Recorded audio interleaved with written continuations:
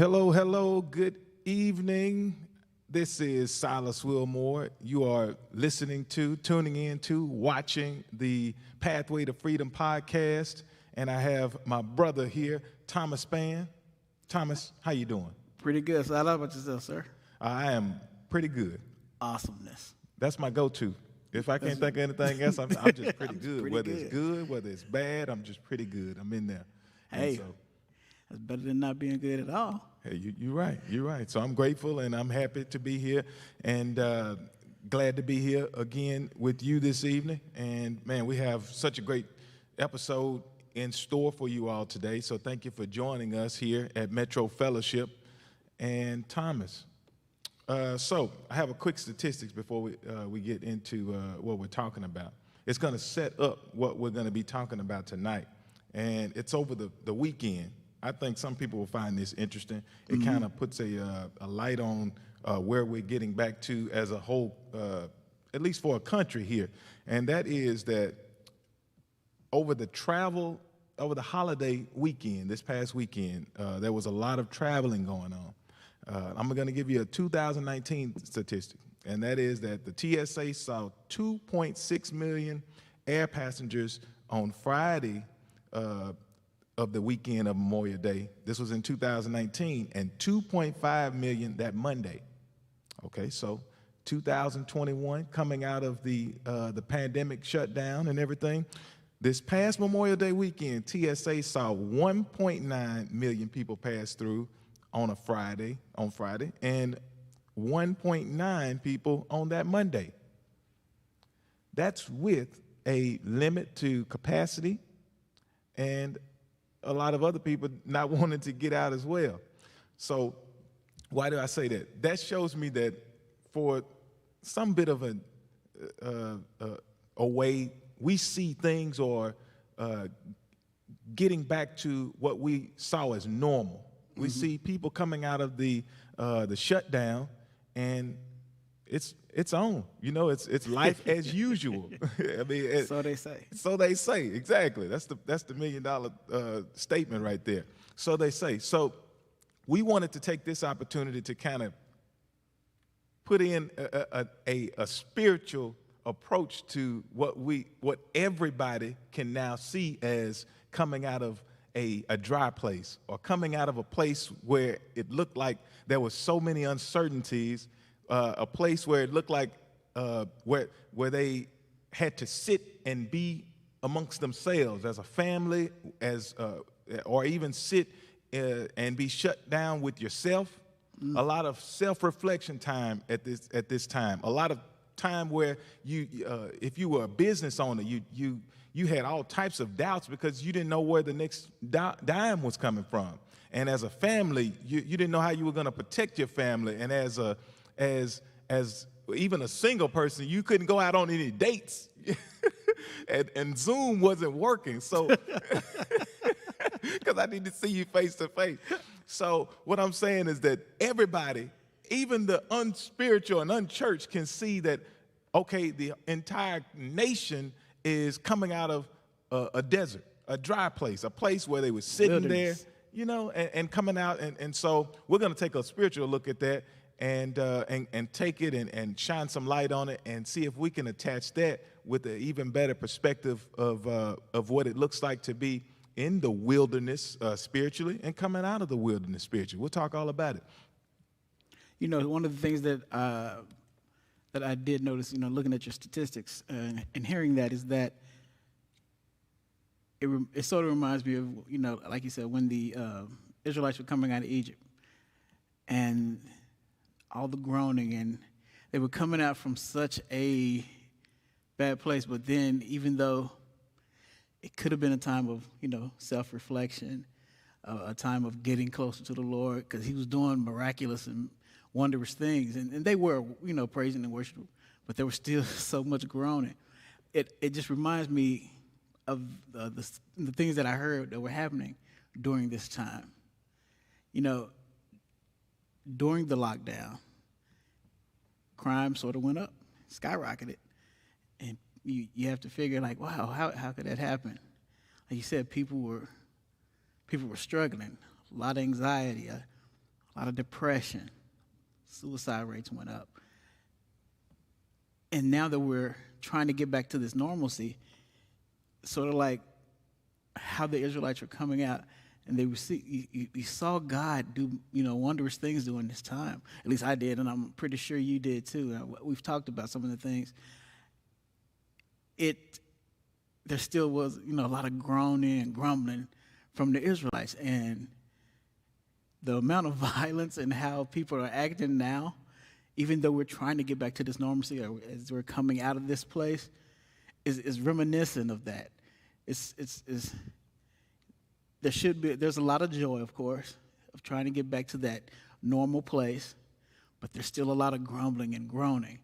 I mean, just last week they had I don't know if you know about the fight on one of the airlines. There's been actually quite a few fights on airlines. I've heard. That, to me, is the craziest thing in the world. Because it's not like you can just say, hey, I'm going to pull this plane over. Y'all don't get y'all act together. You have to sort of just deal with it. But it's reminiscent of the Israelites just complaining and grumbling, even though you've had this time to come out of this dark place, of this place, and you have an opportunity to go somewhere much better. But that's so good, Thomas, that you brought up the children of Israel, because that is exactly what we could look at, especially as believers, to compare to. When we had the task of this topic, Thomas, and I was reading over the story and when the children of Israel were grumbling and going through all of these different things, it started shining light on this story and this happening as a reflection of us. Mm-hmm. Reading this story through Exodus all the way through Numbers and Deuteronomy, we see, as if it was a mirror in front of us, a reflection of ourselves. And I think that is one of the most important things that we can find in this story that we can attach to our lives even now, today, because if we see ourselves as, not to compare ourselves, but to look at their lives and see their lives as a reflection of our lives, then we can understand God's work better. Right. Because while they were in the wilderness, it was all a part of God's plan to not only test their faith in him, but also to prepare them for the promised land. Oh, Thomas, I didn't mean to just drop the bomb on it like that at the beginning of the lesson, but it is so good when we understand this. James 1, 2, and 3 says this: "My brethren, count it all joy when you fall into various trials, knowing that the testing of your faith produces patience." What if we viewed the trials and the dry places, because everybody is going to go through a wilderness experience. Now, we just happen to go through it globally and nationally with everyone in some form. But in other forms, we go through spiritual dry places where we're in between the promise of God and that promised land. And it's only from the perspective that we view these things where we'll see the biggest growth in our lives. Yes. Oh, Thomas, what I mean by that is that if we were to take a viewpoint of, I'm in this wilderness for a reason, I'm in this dry place for a reason, I'm going through this trial for a reason, then we will be better equipped and prepared to go through that dry place in that wilderness, because that's what God is doing and leading us to. We see that there's numerous examples. Jesus was led into the wilderness, and he was led into the wilderness because God had a plan. Through that wilderness, Jesus came out and did great miracles. Mm-hmm. And he allowed the Spirit of God to move from him going through that wilderness. Go ahead, Tom. It's exactly like you said. It's perspective. And, one of the things I put in my notes is that if you have the right perspective and you understand, like you said, the wilderness is a testing time. It's a time where you can self-reflect, where you can grow closer to God. It doesn't have to be, it's a struggle, of course. Like you said, Jesus went to 40 days, 40 nights, no food. That's a struggle.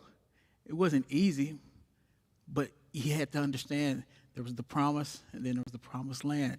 There was this time that was going to be needed. There was a time where you're going to have to self-reflect. There was a time when you're going to have to be tested. Because if you're not tested, or if you don't go through, how do you know what you're equipped for? Or how does God continue to equip you if you don't know? I'm sure he knows, but if you don't know where you're at, how can he continue to equip you if you don't ever take that time to just sit back and say, okay, Lord, this test, this trial is getting me. But I understand, and I'm persevering, like you said, and your patience grows. And you'll see more of the fruit of the Spirit begin to just, bear in your life. And it strengthens your faith to almost these, for lack of a better word, these Herculean proportions. And that's what but as a believer, that's what you want. You don't want to be stagnant. Not at all. So it's like you said, perspective. If I look at the dry time, if I look at my wilderness time as a place of testing, as a place where God has so honored me that he's going to test me, then I can understand that there was a promise made and there's a promised land. There's a promise made, and then there's a road to the promised land. So from the time the promise was spoken, there has to be a path laid out to the actual promised land. And on that journey, there's going to be testing. And to just realize that, to have that perspective, like you said, it changes you.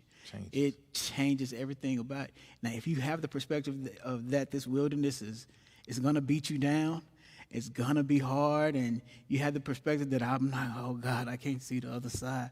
Oh, Lord, bring me up the rough side of the mountain. No. Exactly. Speak to that mountain, be removed. or even say, Lord, why did you bring me into this wilderness? Yes. And that is a reflection of our distrust in our Lord.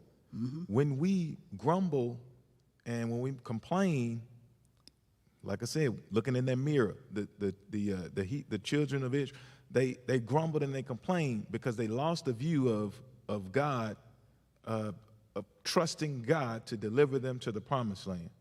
And it's the same thing that we can get caught up in, is if we start to look at things as if, God, why did you bring me into this dry place? We start trying to find our own way out. We start to try to fix it ourselves, and what it does is it causes us to stay in the dry place longer.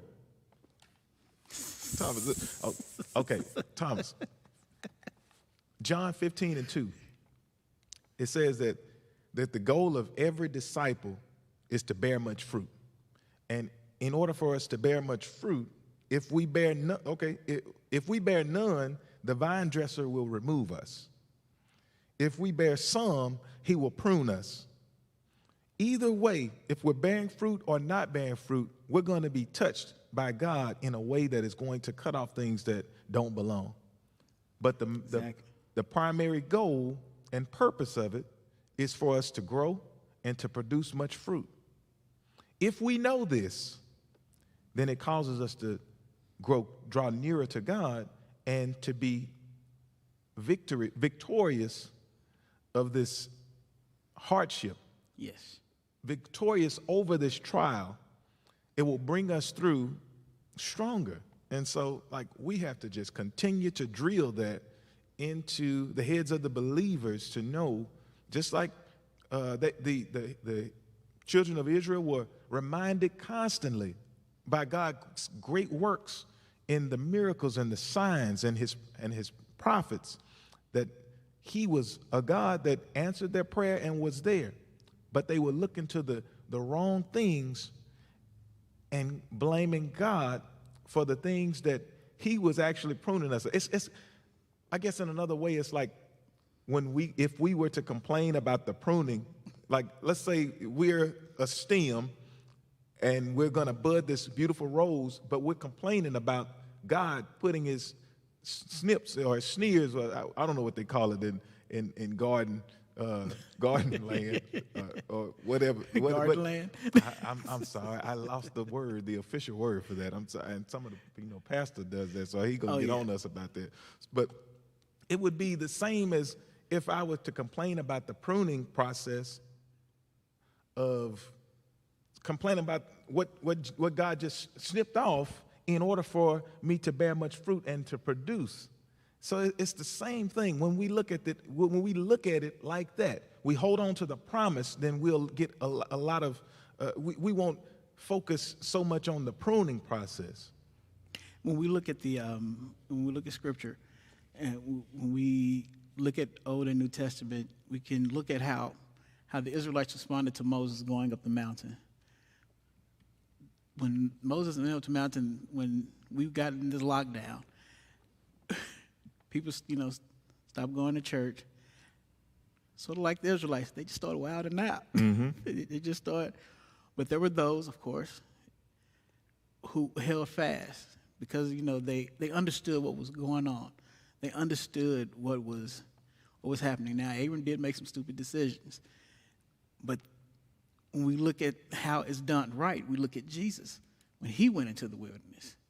How even though he didn't have the opportunity to go to the synagogue, which we all know he enjoyed doing, he held out. He held strong. He drew closer and drew into the scriptures as he should have in that wilderness time, and it strengthened him. Whereas the Israelites did it wrong, flipped that. I mean, when Moses come down, he happened to destroy tablets and everything else and rebuke but we see the right way of handling it as we follow the one who is our example in Christ, and we see how he handles it, and that's our example. That's our example that when we go through the wilderness process, no matter how tough it is, draw on his word, draw on his spirit, draw closer, and just continue to be about the Father's business. And it strengthens us. Like it continues to push us forward, to prune us, to make us better. Now, my wife started a garden, and one thing she told me about strawberries. Mm-hmm. She said, like when they start coming in, you got to actually, like the first buds that come in, you cut them off. For some reason, it makes the plant grow stronger. I don't understand that, but it's perfect. You think you're getting somewhere, but here comes these pruning shears, and they chop off this plant. They chop off these buds, and all of a sudden, here this plant, who thought was producing, but now it's producing more. It's grown stronger. It's just like you said. It's the things that God puts us through. Sometimes we can think we're doing okay.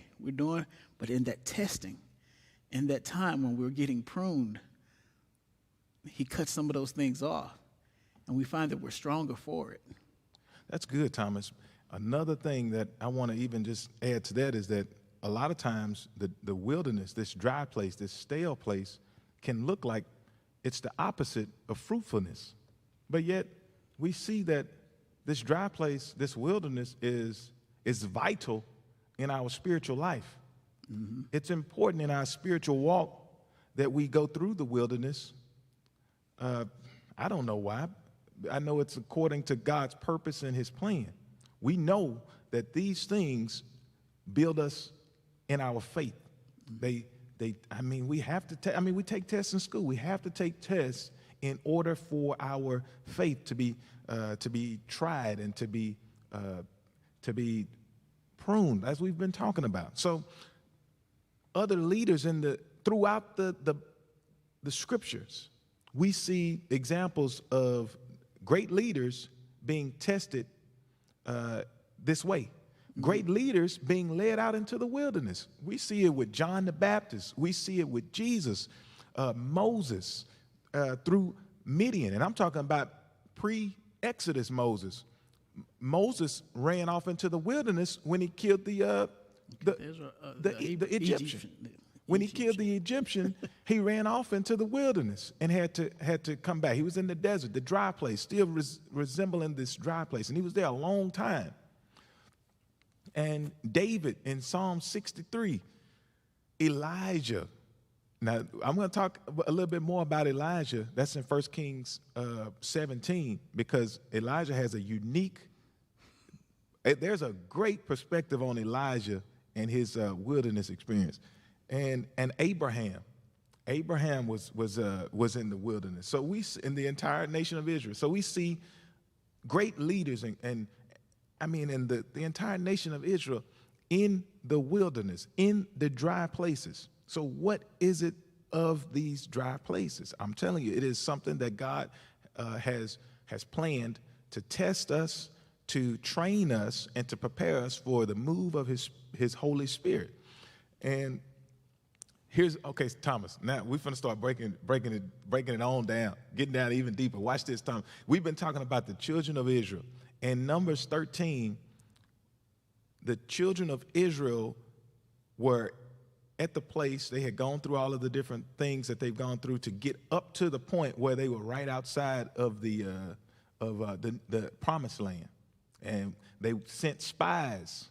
They sent their spies out into the land, and they got, you know the story that Jacob and Caleb and what's his Joshua. Yeah, Joshua went, and they were the only two that said that no, we can take them. But the other spies were like, no, the land is good, it's fruitful, but these are some great big people.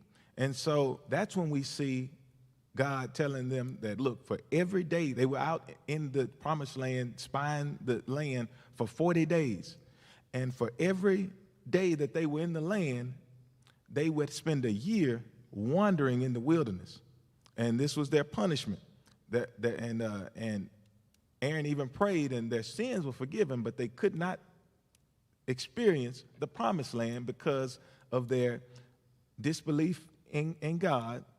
And so the only ones that would be the new generation, the next generation. So they all had to die off. And so they're out wandering in the wilderness for 40 years because of their lack of faith in God. Mm-hmm. So I said that to say that, look, there's a consequence to disobedience. There's a consequence to lack of faith in God. There's a consequence to trying to deal with the wilderness experience on your own and trying to blame God for it. There is a consequence in getting into a wilderness and trying to get out of it your way. So it's important for us to view a dry place and trials and tribulations as a test of our faithfulness to God. If we find ourselves wandering from God in the midst of this dry place, then it is a red flag for our faith. And that's why we have our brothers and our sisters who will help to encourage us and keep us in a place where we don't get too far out there. Like Joshua and Caleb, they were like, no, we can take them. We're ready. Let's go. The land is pretty, but yet that cancerous, negative view of this reality led to the entire generation not being able to view the promised land. And so in perspective now, we can find ourselves responding the wrong way in a dry place and end up there longer. True. End up in defeat because we trying to get out of a dry place our own self. Ending up without victory and remaining in this dry place because we fail to view this as a pruning, or we fail to view this as God working something out in my life, as God not delivering on his promise. And so it's very important. Another thing, Kadesh Barnea, or Kadesh Barnea, I don't know how they say it, but that's what it reads. That word, that's where they were when all of this was going on Right. with the spies. It's the Kadesh is holy, and Barnea is desert of wandering. And I find that, you know how we always talk about those little nuggets that God just shows us. So it would translate holy in the wilderness, or holding in the desert of wandering. And that just shines a light on what we ought to do when we find ourselves in these dry places, is we remain near to God because we know that it is according to God's purpose and his plan. Now, not all the, okay, Thomas, because when we say it like that, I know it's somebody out there thinking, well, not all the time somebody goes into a dry place or a wilderness and God has led them there. Yes. That is exactly true. Sometimes we're in a wilderness because we brought ourselves into the dry place. Yes, it is. Because we are for all intents and purposes, we have free will, and our decisions will lead us to where they will lead us, and we always have to, we can never ignore that fact that there's the path where we go down, where God is leading us, but we can always veer off because He does give us free will. He does give us the opportunity to make decisions. And in those decisions, we can take ourselves into a wilderness, into a dry place. Much like they did because of their lack of faith. They took themselves into this wilderness time. That was not what he had originally said, but because they made those decisions, because they chose to believe the wrong report, like you said, the cancerous report, because they chose to believe that, they walked into this wilderness place. Now, is that where God wanted them? No, He wanted them in the promised land. That was the point of Him telling them how to get there, what was there. He wanted them to be there, but they lacked faith. They lacked courage, so they made decisions based on that lack of trust in God, and it got them into this wilderness area. Now, did this wilderness area cause those who were like Joshua and Caleb, did they grow stronger in the Lord? I'm pretty sure they did. We still read about some of the exploits of Joshua as we continue on. So it's not that God didn't use this time to still test their faith, because He's still the holy, omnipotent God that He is. He uses, even when we make stupid decisions and we get ourselves into the situation, He can still use that to the benefit of His kingdom, to strengthen us, to draw us closer to Him, so that we can always see that His goodness is manifest wherever we are. Like Paul said, even in the depths of hell, there's nowhere I will be that where He can't find me, where He's not able to get to me. It's like oh man, how am I trying to say this? Even in the wilderness, even going through some of this it was some real dark times during this pandemic. People have lost friends, family members. It was a lot going on. There were those who lost sight of their God and went through a depression and through anxiety and got into these dark places. But if they could look back, I'm pretty sure they could see that God's goodness was still there. His hand was still on me at all these times. No matter what situation we're in, He's there. And He can flip it and use it to His benefit for us, for our good. And it's just the type of God we serve. Oh man. It is. It is. And so I will always, and me and my wife had discussed this, you know, we saw people regrettably lose faith, but we also saw some triumphs from the saints too, man. We saw God, his goodness just, man, well, just our own personal testimony. We saw his goodness firsthand in our lives. And we tried our best to draw closer, to draw strength from him, even though it was tough. It was tough at times. And we're, like you said, we're on the coming out of this wilderness time. And it's pretty, I look at it like when Jesus first came out of the wilderness, he was probably like, "Ooh, I'm on fire." You know, if I just fasted 40 days. Yeah. I'm pretty sure he was hungry though. And from that time to wherever he had to go to get food, there was still a path he had to take. So I considered us on this path to just, you know, going to get food. It's tough. We're still coming at this time. We're coming out, but we haven't completely made it out, not until we get that first bite, that first morsel.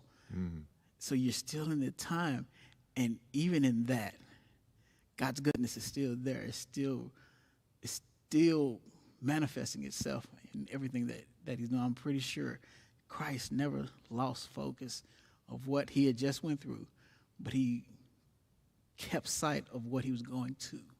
And that was even better than knowing what he was going to was better than what he knew he had went through. Wow. Was greater, I would say. Yeah. And that is, Thomas, that is so good. Another example is, and this is someone going into the wilderness twice. It's Elijah. The first time Elijah stood before Ahab and was it Ahab? Ahab and Jezebel. Him and Jezebel. Yeah. And said that it's not going to rain until I say it's going to rain. And then God led him out into the brook of Cherith, where the ravens fed him, and then the widow found him, all by divine purpose of God, and he was in this widow's home, pretty much locked in hiding. She helped hide him. Throughout this time that he was in this dry place, God provided every day with the lack that they had, because the prophet was in there. We saw a miracle happen in that lockdown. And then when it was time to come out, he came out and performed another miracle. Watch this. Did some work for God, expelled some prophets that wasn't supposed to be profiting. And one little thing, Jezebel was like, "I'm finna kill him." He takes off. Now, here's the important message in this, is that the first time God led Elijah into the wilderness, so it was okay. The second time, God did not want Elijah in hiding, but yet we find Elijah in the wilderness again, in a dry place, hiding from Jezebel. That little faith was tested, and he failed, but yet God still, like you said, whether he was in the place on purpose for God, or whether he was in the place, it wasn't God that put him in the dry place the second time. It was his own doing. But yet we see God meet him in the dry place, in hiding, and he asked him this question. He said, "Elijah, what are you doing here?" Oh, that's 1 Kings. What is that? 1 Kings 19:9. 1 Kings 19:9. Write it down, because this might be the question that God is asking you today. What are you doing here? I led you in there at one point, but yet now you are there on your own. What did God do after that? God revealed himself to Elijah after his own mistake. God reveals himself to go, finds Elijah, asks him, "What are you doing here?" Shows himself to Elijah, and then tells him, "Okay, now look, I need you to go and anoint the king of Syria, and I need you to go and anoint the king of Israel, and I need you to go find Elijah because he's going to take your place as the next prophet. Put your big boy drawers on. Go and do this. And what happened? We know the story. Elijah went and did what God had already planned out. It was written down in the book of life. This was going to happen. And the same thing to us today. God has given us a promise. He has told us things that we know that we should be doing, but yet we find ourselves in the place where God is asking us right now, what are you doing here? Yes. This is not what I have destined you for. And so that if that is you today, then I would ask you to hear the voice of God and go do what God has told you to do, because he has promised us certain things, and those things will come to pass, because God is a God who is faithful, and God's word is as solid as anything that you can think of. So I would like to just take this opportunity to just say, as we wrap this up, like Brother Silas said, no matter how you get there, and trust me, it's definitely better to be led there than to get there on your own devices, but God will be there with you. God's goodness stays with you. He said this to Moses, I would never leave you nor forsake you. And he's still saying that to his saints today. He doesn't leave us. He won't forsake us. If we keep our eyes on him, we keep our eyes on the promised land, on the promise that he made to us, we can make it out of these dark places. We can make it out of these dry places. Would it be easy? No, it's not meant to be easy.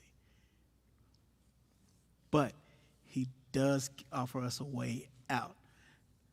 And that is the best thing we could ever have, is knowing that even though in this, God has prepared a way out of this if I trust him. That's good, Thomas. Thank you, brother. To test, to train, and to prepare us for a new move of his Holy Spirit.